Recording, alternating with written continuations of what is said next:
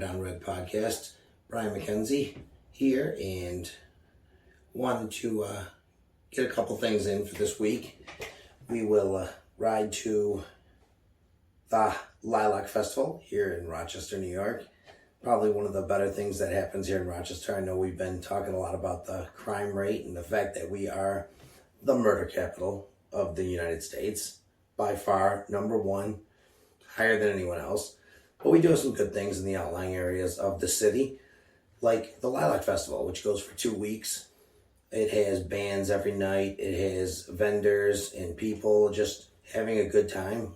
You know, thousands and thousands of people go to it. I was there yesterday, videotaped a little bit, which I'll show in a little bit. There was, a lot of police presence, which is a good thing. Keep everyone safe, keep order there, because each year, without a doubt, we have groups of, kids and people fighting. I believe 2 years, we didn't have it last year. I believe 3 years ago, there was a weapon that was pulled there, and big issue. But ultimately, it's in a pretty safe area of the city, and it's a great time. It really is. So you'll see a little bit of it. And then next week, I'll try to get you a full edition of me at the LILAC Festival, talking to some of the people, asking them some questions, seeing what their answers are to some basic political questions, and we'll see what they have to say. Anyways, this week, I want to talk about a couple things. I do want to stay away from the leaked Supreme Court document that says Roe is being overturned. We will talk about that when I know more. Right now, it is kind of funny how people are freaking out. There's a protest down in Rochester today of people saying, I'm going to lose my rights. We're in New York. We're in New York State. Nothing's going to change. Because simply all this overturned decision does is pushes it back to the states.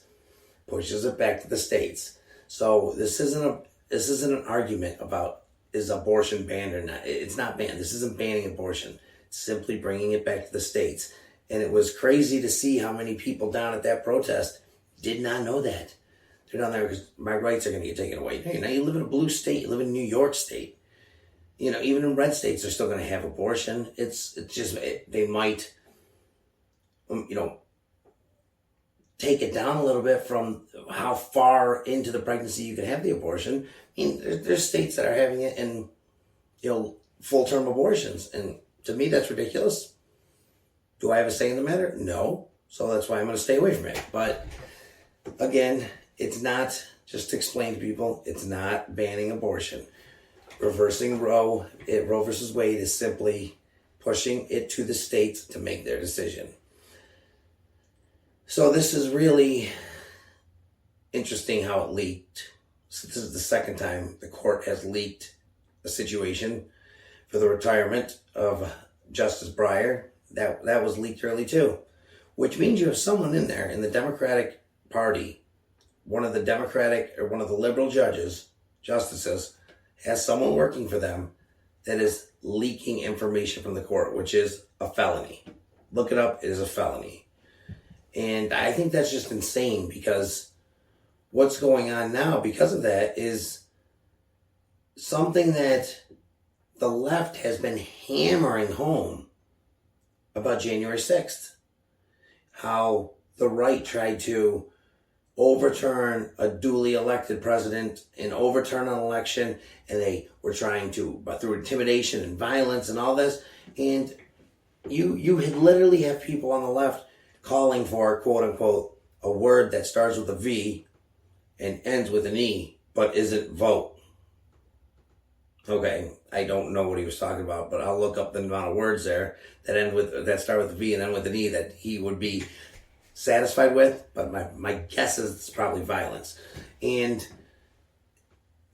they're through intimidation, doxing the judges, the conservative judges, putting their names and addresses out there, going to their homes, threatening them. That is literally doing the one thing that they have that is the ultimate, just horrendous incident of January 6th. That's their go-to card, besides racism and climate. But their go-to card for any conservative is January 6th, you're an insurrectionist. Well, what they are doing right now is no different, but it's them doing it so it's okay. When January 6th happened, I immediately, threw my hands on my head and said, this is ridiculous. These people shouldn't be doing this. You had every single Republican politician,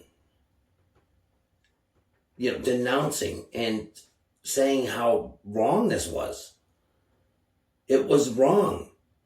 It was not from the FBI directly. It was not an insurrection. It was a riot. It was people got out of control. They in no way, shape, or form were gonna take over the United States government. They couldn't even take over their own house probably. But it was wrong. And it was unnecessary and stupid. But I can say that and say the riots of 2020 were wrong. Also, January 6th was wrong. Threats on a Supreme Court justice is wrong. What they did during the Kavanaugh hearing was wrong. But to the left, especially the progressive wing of the left, of the Democratic Party, the far left, it's wrong when you do it. But if I do it, it's to further democracy. It's to get social justice. It's to make things right. No, just because you think you're doing something like that for your cause, because your cause is right, other people can do it, then other people can do it for their cause because they think it's right. Just because you think your opinion is the right one doesn't mean it is, nor does it mean that it's any more important than somebody else's opinion on that subject or another subject. It's just, that's the way the world works. That's the way this country works. We all have equal justice under the law. We all have equal free speech. And we all must follow the laws. I mean, it does seem to me, big time, that the equal justice under the law is, well, I always say it has always been touchy with wealth versus poverty. If you can hire a good lawyer, if you get convicted, or if you get charged with a crime, you get a great lawyer, and another guy does the same exact crime. You guys have the same record. He gets a public defender. You, being wealthy and hiring a good attorney, will most likely get a lesser sentence. Maybe you get probation for a year. That guy goes to jail for 60 days with the public defender, and that's not fair. And we're working on it. We're changing things. Ultimately, it's the best justice system in the world by far, and it works very well when we use it correctly. But we are seeing a justice system from the top be weaponized for political gain and for a political purpose. And there isn't right now equal justice under the law when it comes to the left versus the right and doing the exact same harmful or criminal activity, whether it's rioting or whether it's not showing up for congressional hearing that you were subpoenaed to, or whether it's clerical, criminal things. You get your house raided for that if you're on the right, like Roger Stone did. If you're on the left, it is what it is. And it's a dangerous precedent to set, because when it flips back right, when it flips back Republican, this government, and they have complete control, they can do the same thing. I doubt they will. I really do. But especially with the new Republican Party, as they are no longer stiff old white men, it's diverse or more diverse than the Democratic Party. I mean, it's crazy. It's awesome to see. But I don't believe the younger Republican Party that's up and coming is going to ever do something like that. And it's disgusting to see how it's done by the left right now, and it's just okay. I mean, it's okay. You got people from January 6th charged with misdemeanors that are still sitting in a jail cell. But if you ask any leftist and progressive in New York State or California or wherever, you can't hold someone with bail. You got to let them out. There shouldn't be bail. And they eliminated it in New York State. Unless you're caught firing a gun, and even then you sometimes get out. unless you're caught basically killing someone or almost killing someone or raping someone, you're going home probably that day with an appearance ticket, maybe an ankle bracelet if it's serious enough. But for that law to be, for the bail reform used whatever, but it's not real reform. It was actually removal of the bail system. So for that to be okay, that criminals are running wild all over New York State and Illinois and California, and they want it to be a federal law. They want it to be nationally, no bail nationally. So if that's okay, then why is it okay that people who broke into the Capitol building and simply walked around? I'm not talking about the ones who punched a cop or threw something at a cop or broke stuff or threatened anyone. Talk about the majority who simply were trespassing and walking around. Walking around, literally walking around. You can see them filming the video. They walked around. They talked to some of the police officers, took a selfie with one, and then they left and they were charged for trespassing. And it took weeks and months to even charge them. They sat in a jail cell. And many of them are still sitting in a jail cell. And the left says, that's right, they deserve it. They're going to stay there in that jail cell. See, that's what I'm talking about. Whether you agree with what that person did or not, if you are truly in a democracy, in a republic like ours, and you truly love the Constitution, not only when it's convenient for you, but you must step up like liberals used to. Like they used to do this. Liberals used to step up and say, well, I don't agree with that. But they have freedom of speech to express themselves equally. They can do that. The Constitution's equal for, under the law. It sucks. I don't agree with what they did, but come on. You got to let them out. That's ridiculous.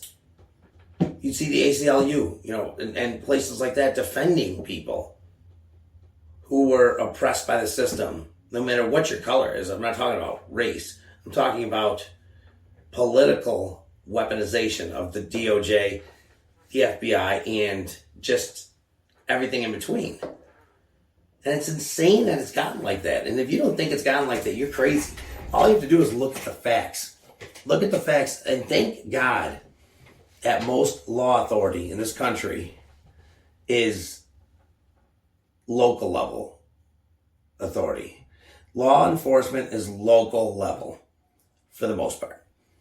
You got towns and villages that have their own police departments, some of them. Then you have county sheriff department. You have city cops in the cities. Then you have the state troopers and state police. And then you have, law enforcement from the federal government, like the DOJ, like the FBI, like the marshals. But they stay out of local things unless you get into conspiracy. You're taking drugs across state lines, or you got some crazy felonies going on that are, something of a federal problem. The FBI needs to get involved. Otherwise, local authority handles it. And it's, like I said, it's thank God it is that way. But there has been multiple bills put in front of Congress, and that Joe Biden was the author of, that wanted this to happen, to federalize our law enforcement, our authority of law. Do you know? I mean, that's like you're moving right then and there into USSR 1979 type stuff, or Germany 1930 type of stuff. If you federalize with a partisan government, law enforcement in this country, you just crossed the line that could never, ever, should never, ever be crossed. And it would cause an uprising like no one's ever seen before. Because local authority can be fair and balanced, even when the umbrella over them of federal law enforcement isn't. Because they really don't have anything to do with each other. FBI doesn't come into a town or a state or county force or city force unless they're invited in for a reason. Otherwise, your local town or your local police department is going to handle things. And usually they handle them fair. I mean, in New York City, obviously, the bail law is more pronounced because there's more people. But here in Rochester, we see the effects of it. I mean, what do you think's made us the murder capital of the country? We don't get that way overnight or by, thank God we have a DA that's Republican here in Sandra Dorley and that will prosecute crimes. Unfortunately, our new mayor, who talked a great game coming in, Malik Evans is not doing what he said. Instead of focusing on why we had 80 murders in a city with 200,000 people, yes, put that in your head. I know what you're trying to do right now. You're trying to figure out, what does that equal if they were like Chicago? Well, if we were like Chicago, it would be more along the lines of about 2,000 murders. If we were New York City, that would be, well, let's see, about 5,000 murders or so with the population, 4,000 something. It's insane. It's insane. I'm talking New York City, the surrounding areas right there. It's to think about what that equals. To put this into perspective, Austin, Texas also broke an all-time high in murders, just as we did here in Rochester last year. They were up in arms. They were right around the same. They were at 81. We were at 80. Crazy, right? Yeah, it is, because you got to consider Austin, Texas has 1 million people in it. We have 200,000. So if we were Austin, Texas, with the murder rate we have, you're talking 400 murders, not 81. So, yes, we are lucky that most of these murders have taken place in an 11-block area, not spread out through the city and, touching towards the suburbs. It's literally in this 11-block area. There's 2 spots on each side of the Genesee River. You got like the Lyle Otis area, we'll call it, and then you have Clinton from St. Paul, Clinton, Joseph, Hudson, Portland, from Upper Falls to Norton. So that area right there, if you're not from Rochester, you probably just didn't even understand what I said. If you are, in your head you can picture that. So law enforcement wants to crack down on the crime here. They want to get going. They want to put people in jail who are caught with illegal guns, because that's one of the biggest things. First of all, New York City mayor wearing a tuxedo that said "Stop Gun Violence" is stupid. He became a lefty sloganist person as soon as he did that. Shut up and don't talk about gun violence. Talk about criminals committing violent acts with illegal handguns, because that's what it is. It's not long guns, it's not guns, it's not legal guns, it's not ghost guns, it's illegal handguns 99% of the time. So they want to fight that, but we've literally had people who have got caught 3 or 4 times in a 3 or 4 month span with an illegal handgun, driving stolen cars 3 out of the 4 times, and the 4th time shooting at police officers. And the first 3 times, they were out and able to do that, commit those other crimes. So first time, this gentleman, if you want to call him that, he was in a stolen car with an illegal handgun. Boom, out the next day. Appearance ticket. Then he got caught in illegal in a stolen car again with an illegal handgun. Same thing. 3rd time, he got a little crazier. He was caught, boom, boom, boom, firing it off and then jumping in a stolen car.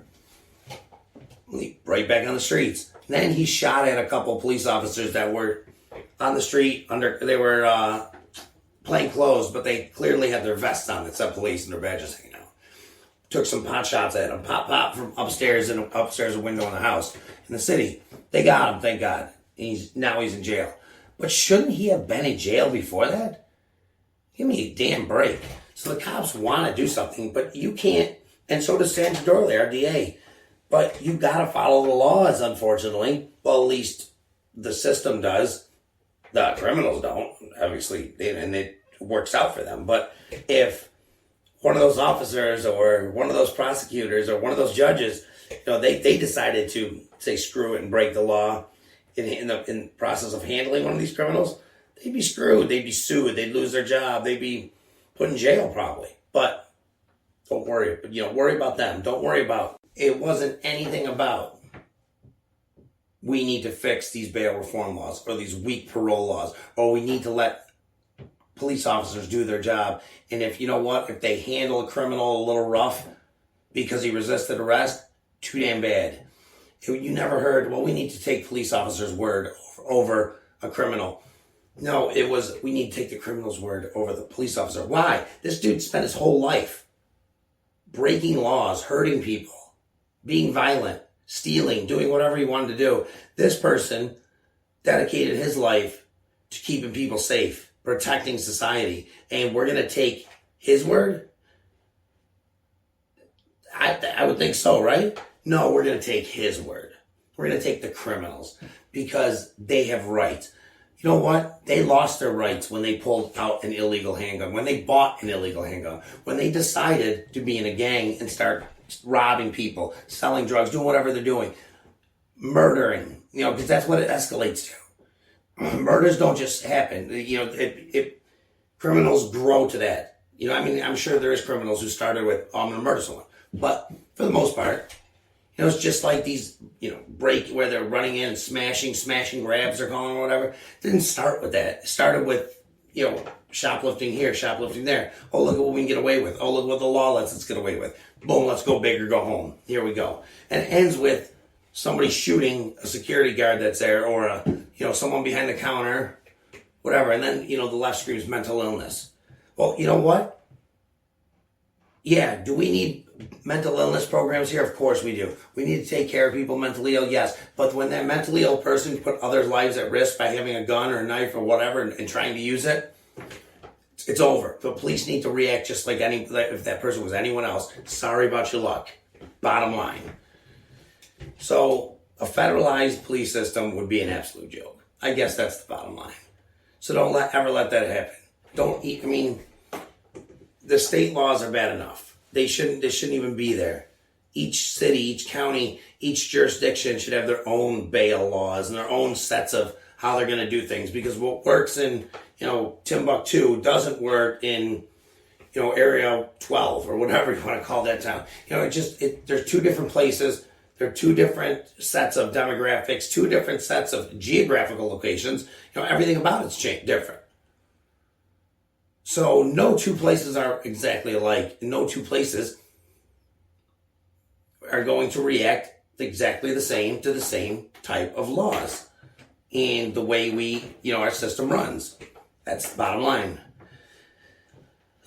Anyways, here in Rochester, we've had a crap load of houses being shot into for some reason, and that kept going today as 2 more houses were shot into. I think that's a total of 35 or something since the beginning of the year, which is an insane number. We're at murder number 25, I believe. We're outpacing last year's record murders, right? It's just insane.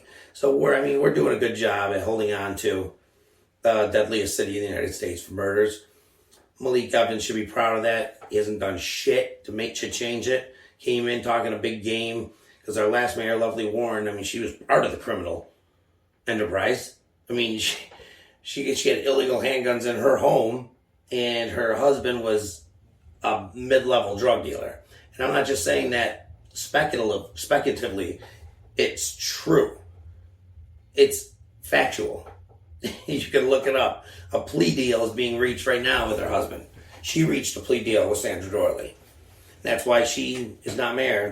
She was going to lose anyways. But Malik Evans talked a big game. There wasn't really a good Republican candidate. He talked a big game, like he was going to come in. He was going to shut crime down. He was going to make sure law and order was served. And then the first thing we really see out of the office is his interim chief. First of all, find a damn police chief. It's important. Find one. You've been in office. You had 11 months to think about this. But what is it? What does his interim chief do with him? They come out with this law, these local law changes to how police can handle protesters and rioters.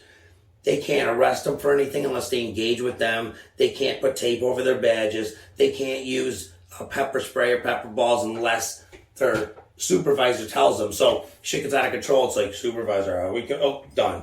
They can't use any of the stuff they can't use tear gas. It's like, here we go again. Let's make more criminals' lives easier. If they're peaceful protesters, they don't have to worry about that. But when it turns a riot, they're no longer protesters. They're no longer out there under the guise of their rights, civil rights, and their protected rights of peaceful assembly. No, now you're out there being a criminal. And how do you treat criminals? You treat them like a criminal. You stop them. What if a police officer sees someone breaking into the restaurant down the street like we saw here in Rochester that made national news, where they walk through slapping people's plates off the table and, oh, we're Black Lives Matters, we can do anything we want, and nothing was done. So when that happens, the police just say, gosh, man, unless he physically attacks me, I can't really do anything. It's ridiculous. And then if the officer does something, what's going to happen? Now he's the criminal on trial. We got to stop this love affair with putting cops on trial for things that came about due to the actions of a criminal. That's what we need to focus on. Accountability 101. The criminal had a warrant. The criminal was committing a crime. Criminal had a gun. Criminal resisted arrest. Criminal pointed a gun at an officer. Criminal fled and then pointed the gun at the officer. Criminal attacked the officer trying to get his or her weapon and was killed. The accountability and decision making there fell on the criminal, not on the officer. We need to stop treating it like it does. The accountability does not fall on the officer there. No freaking way.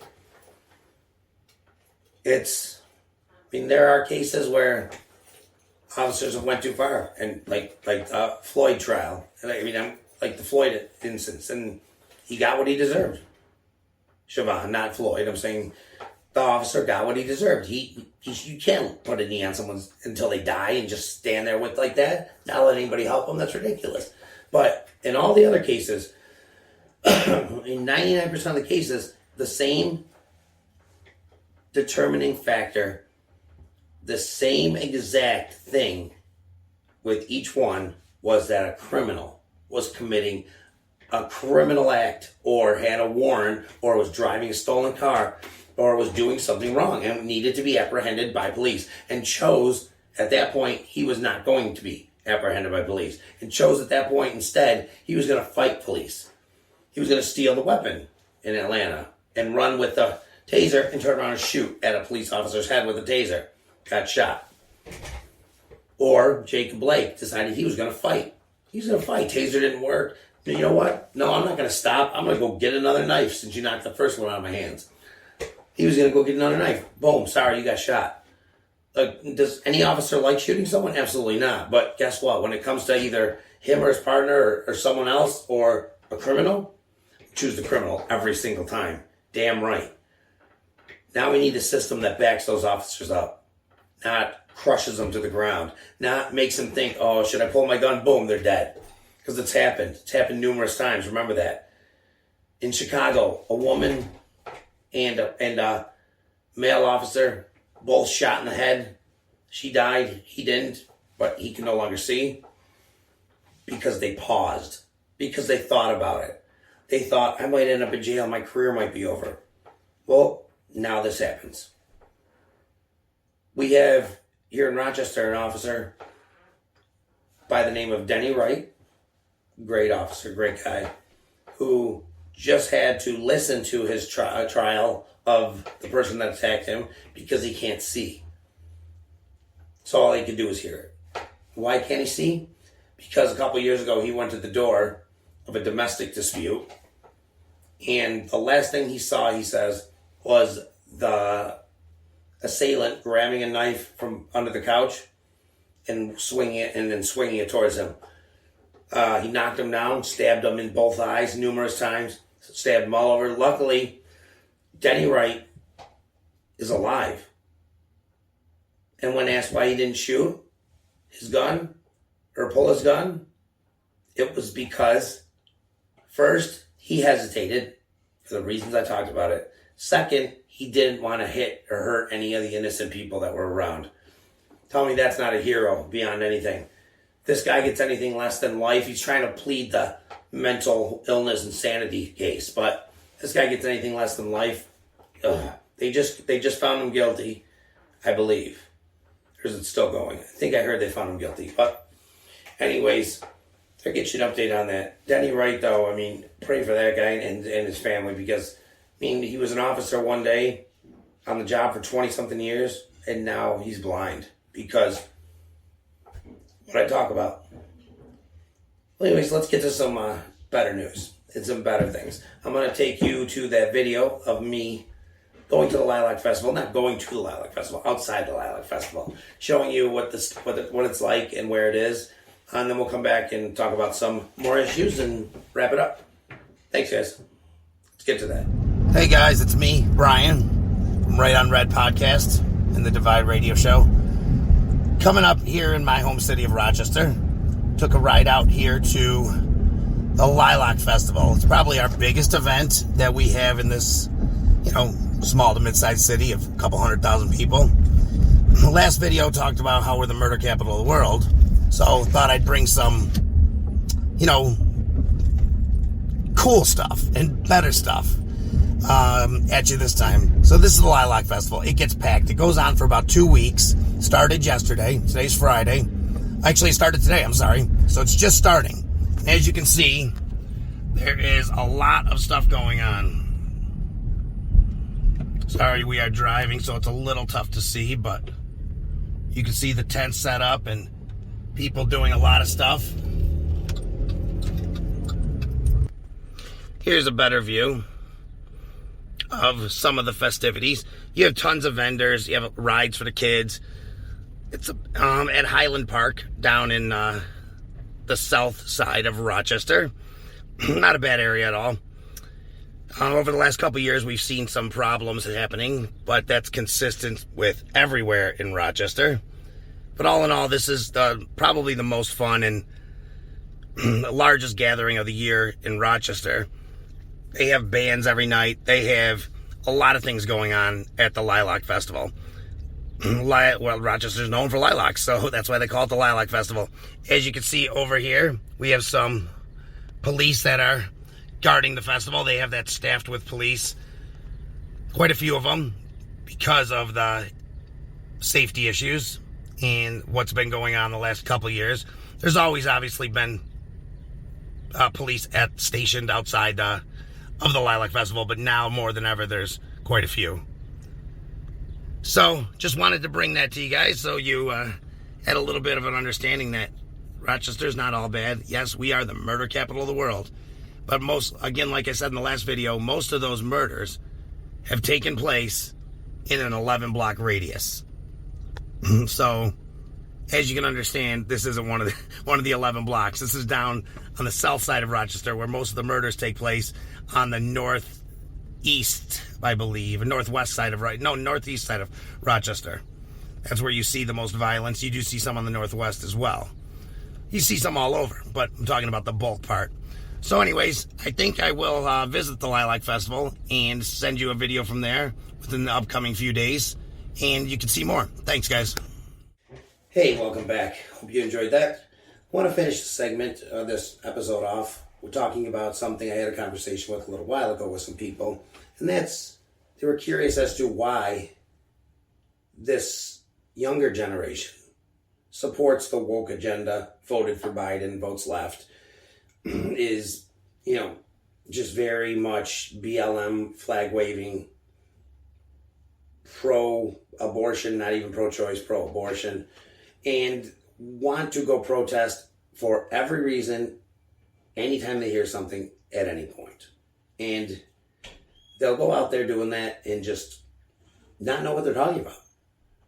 I've seen numerous reports where reporters or journalists have asked people why they're out protesting, and the responses have been just unbelievable. And I'm going to get some of those responses to play in a future episode. But for now, I want to kind of dive into why it is like that. It's because the way people were raised is different. Entitlement is a big thing right now. And when you see what you see, it's because of kids not growing up with competition, not growing up being able to fail grades if their parents don't want them to. Oh, my kid got cut from a sport. No, he's going to play. Oh, they all deserve trophies. A whole generation of this, don't spank your kid. A whole generation of this turns out to be a bigger deal than people thought it was going to be, doesn't it? Turns out maybe disciplining your child will prepare them better for life. Turns out maybe telling your kid he's not more special than everybody else and deserves everything, maybe that doesn't work out so well.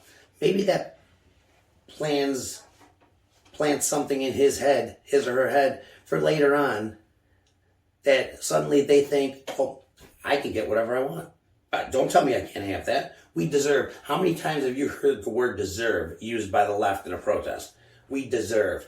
We deserve. You don't deserve anything. You deserve your rights protected. You deserve safety.